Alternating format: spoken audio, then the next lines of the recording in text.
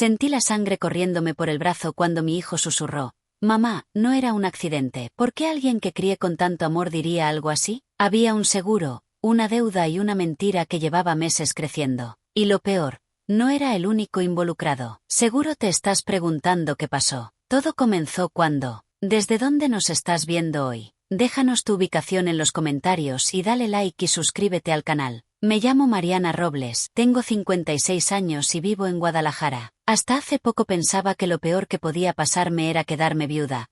Pero estaba muy equivocada. Descubrí que a veces el verdadero peligro no viene de la calle, sino de tu propia casa, de tu propia sangre. La primera señal llegó una tarde de abril de 2023, cuando mi hijo Daniel, de 28 años, llegó a mi casa con una sonrisa demasiado nerviosa. Entró sin saludar y se fue directo al refrigerador. «¿Qué pasa, ma?», me dijo mientras se servía agua. «Te ves tensa». «Estoy bien», respondí. «Solo noté algo raro en mi cuenta. Faltan 50,000 pesos». Se le atoró el sorbo. Tosió. «Ah, sí, pues habla al banco, ¿no?». Yo lo miré. Habíamos sido siempre muy cercanos, pero algo en su mirada me inquietó. Daniel no evitaba mis ojos. Los esquivaba como si quemaran. Una semana después noté que no eran solo 50,000 pesos. Habían desaparecido otros 20,000 y luego 15,000 más. Cuando llamé al banco me dijeron que las transferencias se habían hecho desde mi propia app, desde mi propio celular. «Señora, ¿usted autorizó esos movimientos?». «Claro que no», contesté, sintiendo un nudo en la garganta. Colgué y me quedé parada en medio de mi sala, viendo mis manos temblar. Tenía mis ahorros ahí. Ese dinero era para arreglar la casa y pagar mis medicamentos. Nadie más tenía acceso, nadie excepto Daniel, y su novia, Carla, una muchacha de sonrisa dulce pero ojos demasiado calculadores. Esa noche, los escuché discutir en la entrada antes de que yo abriera la puerta. «No puedes seguir pidiéndole», dijo ella. «Cállate, Carla». Ella ni cuenta se da. Me congelé. Empujé la puerta. «¿De qué hablan?». Daniel me sonrió, nervioso. «Nada, ma, cosas de pareja». Pero Carla no sonrió. Carla me miró como si yo fuera un obstáculo. Algo en su mirada me hizo sentir que esa conversación no era la primera de ese tipo. Los días siguientes me dediqué a observar. A veces entraban a mi cuarto cuando creían que yo dormía temprano. Otras veces veía a Daniel tomar mi celular sin avisar. Y una tarde, cuando llegué del mercado, encontré mi cajón de documentos abierto. «¿Estaban buscando algo?», pregunté. «Ah, sí, ma», dijo Daniel. «Tus recibos de luz». «¿Desde cuándo te interesan mis recibos?». Se quedaron callados. Hasta hace poco pensaba que mi hijo solo estaba pasando por una mala racha económica, pero algo más profundo, más oscuro, más organizado estaba sucediendo. La tensión era tanta que empecé a dormir con la puerta atrancada. Un viernes, mientras preparaba café, escuché un murmullo en el pasillo. «Ya casi junta los 300,000, susurró Carla. «Solo necesitamos un poco más». «Relájate», respondió Daniel. «Con el seguro todo se arregla». «¿Y si no funciona?», preguntó ella. «Va a funcionar. Mi mamá siempre confía en mí». Sentí que el aire me faltaba. «¿Seguro? 300,000 pesos? ¿Qué seguro? ¿Qué estaban planeando?». Ese mismo día decidí enfrentar a Daniel. «Hijo, ¿me puedes explicar por qué alguien intentó modificar mis datos en la aseguradora?», le pregunté, sosteniendo la carta que había encontrado en el buzón. Él palideció. «No sé de qué hablas. No me mientas». Carla se puso de pie. «A ver, señora, usted está imaginando cosas. ¿Tú crees que no sé sumar?», le dije. «Faltan 85,000 pesos. Y esto», levanté la carta, «no es ninguna imaginación». Daniel se acercó demasiado. Yo retrocedí. «Ma, deja de espiarnos», susurró. «Te estás metiendo en cosas que no entiendes». Fue la primera vez que su voz me dio miedo. A partir de ese día, mis amigos empezaron a notar que algo andaba mal. Una de mis vecinas, Elena, me advirtió. «Mariana, esa muchacha no me gusta. Escuché que anda metida con unos tipos peligrosos». No quise creerlo, pero el destino me obligó. A finales de mayo, un investigador privado a quien había ayudado años atrás vino a visitarme. «Me mandaron esto por error», me dijo, entregándome un sobre. «Creo que te interesa». Dentro había copias de documentos, papeles donde aparecía mi firma falsificada, autorizando un aumento en mi póliza de seguro de vida. No sabía qué pensar. ¿Mi propio hijo haría algo así? Esa misma noche ocurrió lo que cambió todo. Llegué a casa y escuché pasos detrás de mí. Rápidos, decisivos. Giré. Pero alguien me empujó. Caí al piso y sentí un golpe seco en el brazo. La sangre empezó a brotar. Y fue ahí, mientras intentaba ponerme de pie, que escuché su voz temblar detrás de mí. Mamá, no era un accidente. Lo miré. Mi hijo estaba pálido, con las manos temblando, y Carla detrás de él, dando un paso atrás como si quisiera desaparecer. Yo intenté levantarme, pero el mundo me giraba.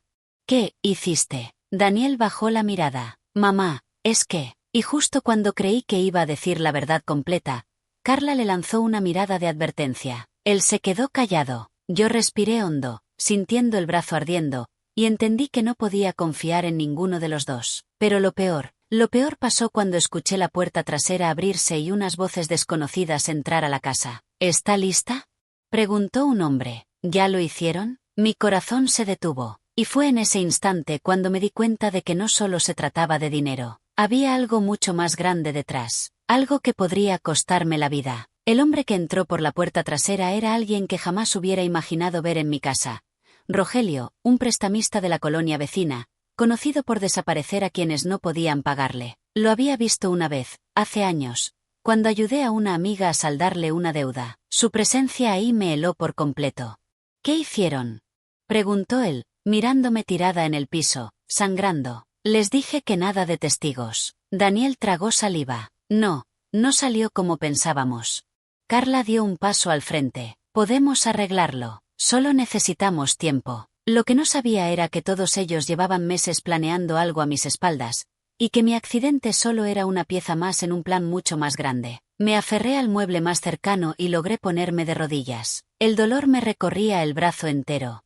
¿Qué quieren?, pregunté, aunque ya tenía una idea. Rogelio sonrió. Lo que siempre he querido. Mi dinero. 200.000 pesos. Y tu hijo prometió que tú los cubrirías. Daniel bajó la mirada, avergonzado. Mamá, yo, ¿200.000? Escupí, incrédula. ¿Estás loco? Carla se cruzó de brazos con arrogancia. Ay, señora, usted tiene seguro de vida. Con eso nos salvábamos todos. En ese momento me di cuenta de que no se trataba solo de un préstamo. Era una conspiración completa para quitarme todo lo que tenía. La sangre me hervía de rabia, pero también de miedo. No podía enfrentarme a ellos así, herida, sola. Rogelio chasqueó la lengua. Ya basta de dramatismos. Levántenla. Daniel se acercó, dudando. No quiero lastimarla más. Tarde para eso, dijo el hombre. Carla lo empujó. Hazlo, Daniel, no seas inútil. Fue ahí cuando escuchamos un golpe seco en la puerta principal. Luego una voz conocida. Mariana, ¿estás bien? Era Elena, mi vecina, justo la única persona que jamás esperé que se convirtiera en mi primera aliada aquella noche. Rogelio levantó la mano,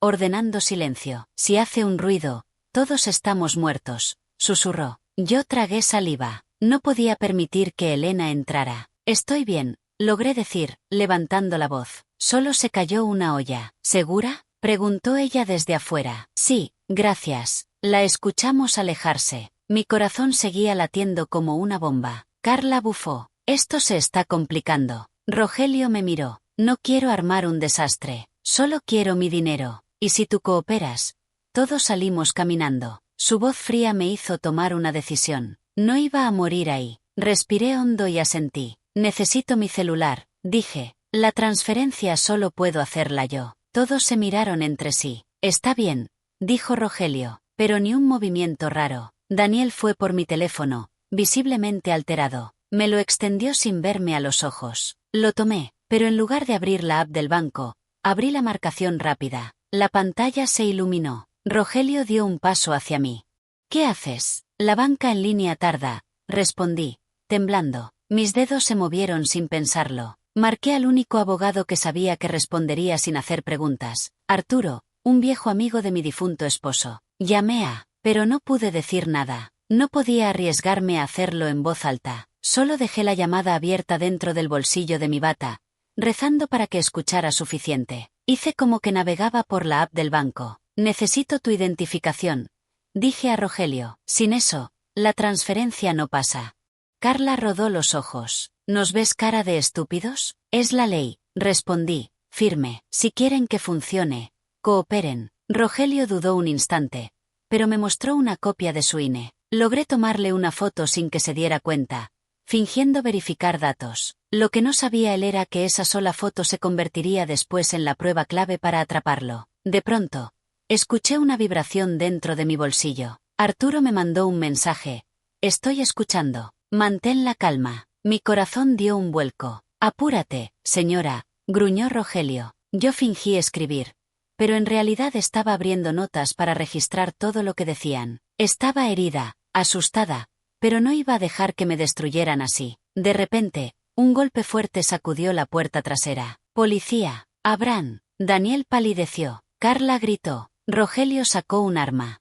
¿Qué hiciste, vieja? Me gruñó, apuntándome. Yo levanté las manos lentamente, sintiendo la sangre fresca recorrerme el brazo. Y justo antes de que alguien disparara, la puerta cedió de una patada. El primer oficial entró con la pistola levantada. Pero lo peor no era la policía. Lo peor fue la persona que entró detrás de ellos. La persona que me miró directo a los ojos, y sonrió. Cuando la figura salió de detrás de los oficiales, sentí que el corazón se me detuvo. Era Norma, mi cuñada, la hermana de mi difunto esposo. La misma que siempre decía quererme como a una hermana. La misma que juraba que jamás me fallaría. Pero su sonrisa no era de alivio, era de triunfo. En ese momento me di cuenta de que todo estaba conectado, que la traición no venía solo de mi hijo o de Carla. Había alguien más moviendo los hilos desde la sombra, alguien que conocía mi vida, mis rutinas, mis documentos, mis miedos. Norma avanzó entre los policías como si ella misma los hubiera traído. «Ay, Mariana», dijo con voz melosa, «te metiste en un buen lío, ¿no?» Yo entrecerré los ojos. «¿Qué haces aquí?» «Vine a ayudarte», respondió, pero su tono no sonaba a ayuda, sonaba a amenaza. Rogelio la reconoció al instante. «¿Tú eres la garante?», preguntó él, sorprendido. Norma asintió. Yo les dije que podían contar con ese seguro, pero necesitábamos que Mariana cooperara. La sangre me hirvió. «¿Tú sabías de esto? ¿Del plan? ¿De mi hijo?» Norma chasqueó la lengua. «Daniel solo hizo lo que tenía que hacer. Tiene una deuda conmigo también. ¿Recuerdas? Ese dinerito que le presté en diciembre. Le prestaste 5,000 pesos. Sí, y me debe 40,000 más de intereses». Carla habló, agitada. «¿Podemos resolver esto o no? La policía está aquí». El oficial al mando levantó la mano. «Nadie se mueve. Vamos a aclarar todo». Rogelio bajó el arma lentamente, sabiendo que estaba rodeado. Pero Norma no parecía nerviosa, parecía confiada. Lo que no sabía yo era que Norma llevaba meses moviendo papeles falsos, manipulando a Daniel con amenazas, y usando su influencia en la colonia para asociarse con prestamistas como Rogelio. Ella misma había sugerido aumentar mi seguro de vida. Ella misma lo había gestionado a espaldas mías. Todo encajaba. El oficial se acercó a mí. «Señora Mariana, ¿puede explicarnos qué ocurrió?» Yo respiré profundo, apretando el brazo herido. «Intentaron atacarme, y llevan semanas robándome dinero. Tengo pruebas en mi celular». Norma sonrió ligeramente. «¿Qué pruebas, Mariana? Seguro estás confundida por el golpe». Yo apreté los dientes. «Revisen mi celular. Hay grabaciones, fotos y una llamada abierta con mi abogado». Rogelio se tensó. «¿Llamaste a?» «Llamé a quien debía llamar», dije, levantando la barbilla. Uno de los policías tomó mi celular y se lo llevó al oficial. Él escuchó unos segundos la llamada aún abierta. Después levantó la vista. «Aquí está todo. Conversaciones, amenazas, planificación». «Señora, ¿quiere proceder legalmente?» «Por supuesto». Los oficiales comenzaron a arrestar a Rogelio y a su cómplice, otro sujeto que había entrado detrás sin que yo notara. Carla gritaba, jalando del brazo de Daniel. «Di algo, defiéndenos».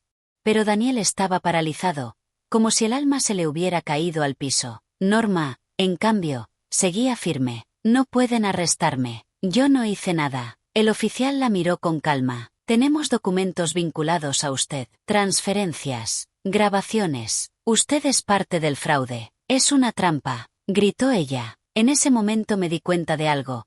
Norma no se asustaba por la policía, se asustaba por perder algo más importante, algo que yo aún no entendía. La tensión subió cuando uno de los oficiales pidió que todos salieran a la sala para continuar las declaraciones. Daniel me ayudó a levantarme, aunque apenas podía mirarme a los ojos. Mamá, no hables. Le dije, no todavía. Nos movimos hacia la sala, pero cuando pasé junto a Norma, ella se inclinó y me susurró algo que me heló la sangre. No creas que esto se acaba aquí. Lo que no sabía ella era que esa amenaza sería la cuerda que terminaría ahorcándola. Mientras los policías revisaban la casa y confirmaban lo que ya sabíamos, Arturo, mi abogado, llegó, sudado, preocupado, pero absolutamente enfocado. Mariana, estoy aquí. Vamos a resolver esto. Yo asentí, sintiendo por primera vez en días un poco de seguridad. Dime todo, me pidió. Se lo conté entre pausas, respirando con dificultad. Arturo frunció el ceño. Esto no es solo una estafa familiar, dijo en voz baja. Aquí hay lavado de dinero, fraude de seguros, suplantación de identidad, y alguien más grande detrás. Levanté la vista. ¿Más grande que Rogelio? Mucho más grande. El oficial se acercó. Señora Mariana, vamos a necesitar que venga a declarar mañana. Y será mejor que cierre la casa por la noche. Detectamos movimiento de un cuarto sospechoso. Parece que alguien más estuvo aquí antes de que usted llegara. Mi piel se erizó. ¿Alguien más? Sí. Y dejó esto. Me entregó un sobre. Uno sin remitente. Uno que jamás había visto. Lo abrí con el pulso tembloroso. Adentro había una sola hoja. Un documento notarial con mi nombre. Y una frase escrita a mano. Nos vemos pronto, hermana. Hermana. Yo no tenía hermanas vivas, pero sí una media hermana perdida desde hace 30 años. Una de la que mi esposo nunca quiso que hablara. Y en ese instante entendí que el peligro no había terminado. El sobre temblaba entre mis dedos. Nos vemos pronto, hermana. Aquella frase me golpeó como una piedra en el pecho. Hacía más de 30 años que no escuchaba esa palabra dirigida a mí. Mi media hermana, Lucía, la que desapareció después de una pelea familiar que casi destruye a mis padres. La que siempre fue experta en meterse con la gente equivocada. La que juró que un día volvería a cobrar lo que era suyo. Lo que no sabía era que su regreso estaba conectado directamente con todo lo que acababa de vivir. Arturo notó que mi rostro se desfiguró. ¿La reconoces?, me preguntó. Sí, susurré. ¿Y si ella está detrás de esto? Estamos en un problema mucho más grande. El oficial pidió que todos salieran a la calle mientras terminaban de asegurar la escena. Daniel, esposado pero aún no formalmente detenido, me miraba como un niño asustado. Mamá, yo no sabía lo de Lucía. No hables de lo que no entiendes, respondí con voz cortante. En ese momento me di cuenta de que seguía salpicada de sangre y apenas podía sostenerme en pie. Elena vino corriendo desde su casa y me sostuvo del brazo. Bueno, te vas al hospital ya. No puedes seguir así. Estoy bien, mentí. Tengo que terminar esto. Mariana, estás sangrando. Pero yo ya no escuchaba. Mi mente corría a 1000 por hora, tratando de unir los puntos.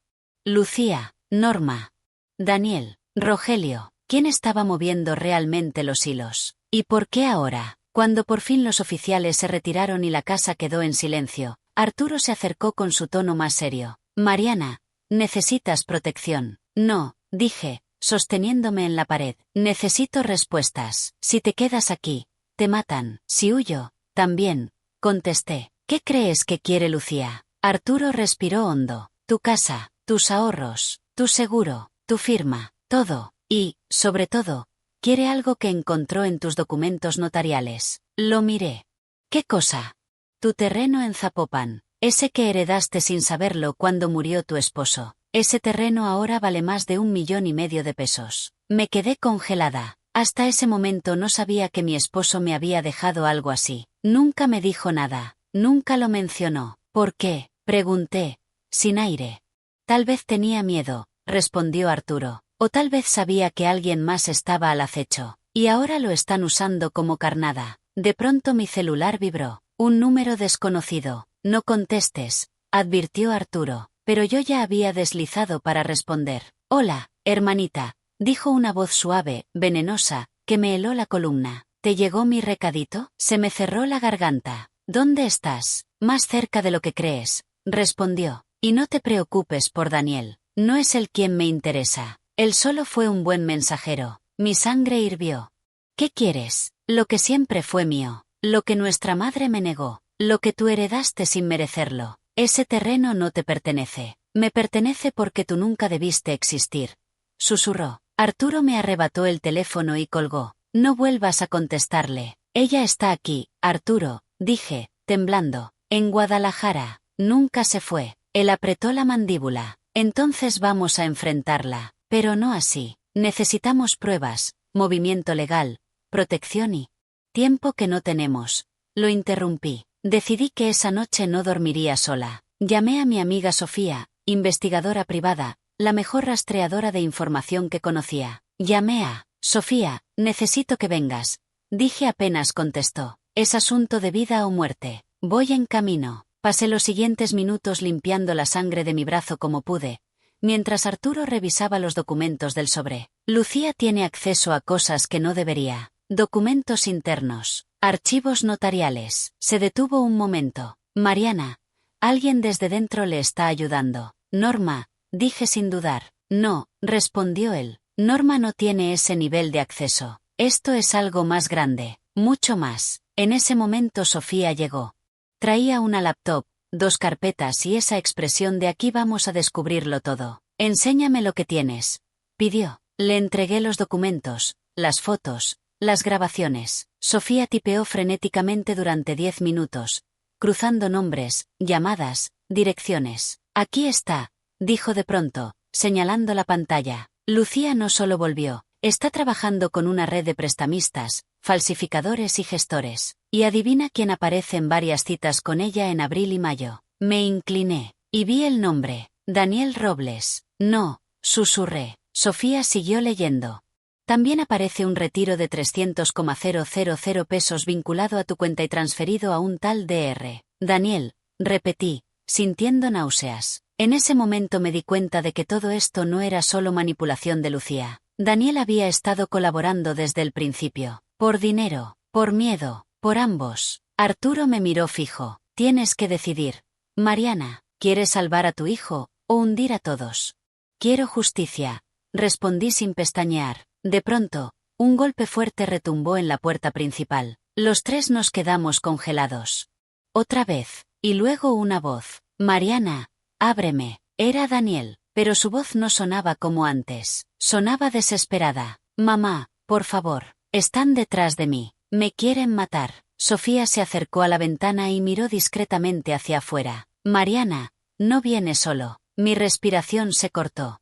¿Quién está con él? Sofía me miró con una mezcla de horror y urgencia. Tu hermana. Está parada detrás de él, con un arma. Y entonces supe que el momento que había estado temiendo finalmente había llegado. Lucía venía por mí, y no pensaba irse sin lo que quería, o sin destruirnos a todos. El arma de Lucía seguía en el suelo, a unos centímetros de su mano, mientras los oficiales la sometían contra la patrulla. Yo la observaba desde el marco de la puerta, con el brazo ardiendo y las piernas temblando, pero con una lucidez que no había sentido en meses. Por fin entendía todo. El terreno, el seguro, la manipulación a Daniel, los prestamistas, las falsificaciones, todo había sido orquestado por ella. Mi media hermana, mi sombra del pasado convertida en la pesadilla del presente. Daniel estaba sentado en la acera, esposado pero protegido por los oficiales. Tenía la mirada perdida, como si por fin se diera cuenta del monstruo al que había ayudado sin querer, o sin suficiente valor para detener. Sofía estaba a mi lado, respirando agitadamente. Arturo hablaba con uno de los agentes, dando detalles de las grabaciones y conexiones. Yo solo podía pensar en una frase.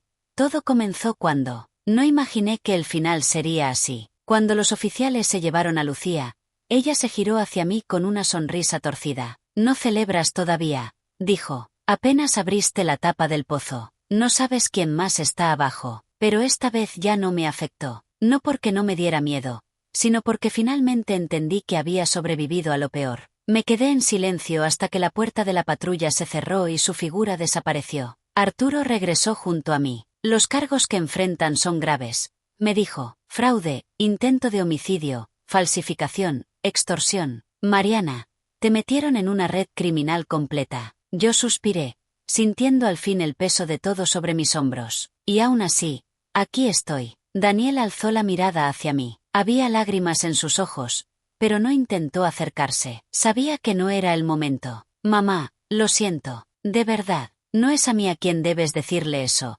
Respondí con voz firme. Es a ti mismo. Esa noche, Sofía y Arturo se quedaron conmigo. Revisamos todos los documentos, todos los movimientos bancarios, las grabaciones, los mensajes. Cada pieza formaba parte de un rompecabezas perverso que había comenzado mucho antes de que yo lo notara. Habían usado mis datos, mi confianza, mi amor de madre, como armas en mi contra. Pero ya no. Mientras la madrugada avanzaba, me miré en el espejo del baño. Tenía sangre seca en la piel, el cabello despeinado, ojeras profundas, pero mis ojos estaban distintos, más firmes, más despiertos.